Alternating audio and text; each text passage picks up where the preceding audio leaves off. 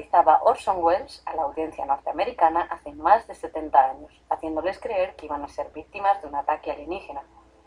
Y ahí se descubrió por primera vez el poder de la radio. Hoy, 13 de febrero de 2012, se celebra por primera vez el Día Mundial de la Radio, un medio de comunicación que se inventó hace ya más de 2 siglos y que a día de hoy parece estar más vivo que nunca.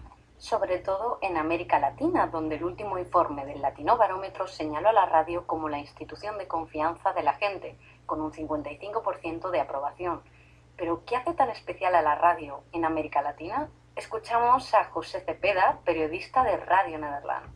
Que muy por encima de la televisión, que los diarios, que los municipios, que el Congreso, que la administración pública, que los sindicatos, que los partidos políticos, la radio es la institución de confianza de la gente.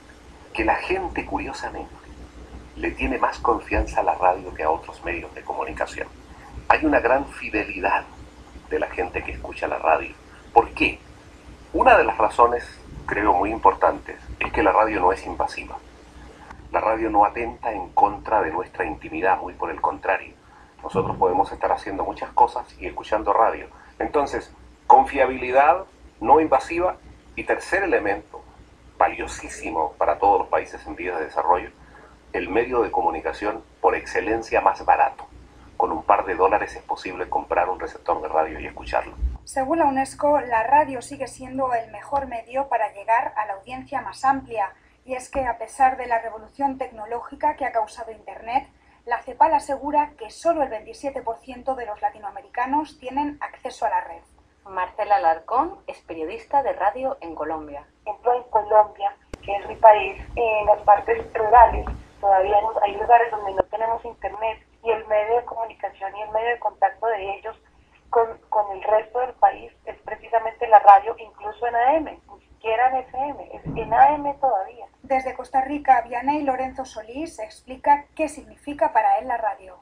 Para mí la radio ha significado muchas cosas. Escuchar una diversidad de voces, con pensamientos, con criterios, con sentimientos que le dan energía a la gente. También es compañía. ¿Quién no ha hecho en su experiencia diaria de la radio una compañera? Según Jean-Paul Marceau, consejero del Comité para la Protección de los Periodistas, las nuevas tecnologías, lejos de haber desbancado a la radio, la universalizaron. Así, la radio se adapta a los nuevos tiempos a través de la fusión con Internet. Marcela Alarcón. Me parece importante que sepamos fusionarlo, ¿no? Internet, redes sociales, que podamos conectarnos con otros. Pero si uno hace una mirada hacia lo que es hoy la radio en Colombia y cómo se comporta desde la radio juvenil, la radio hablada, radio musical, radio de noticias, creo que nosotros hemos avanzado y hemos podido fusionarlo. Seguramente el futuro de la radio cambie de diseño, pero no de contenido. El dial será sustituido por el clic del ratón, pero su esencia se mantendrá aún por muchos más años.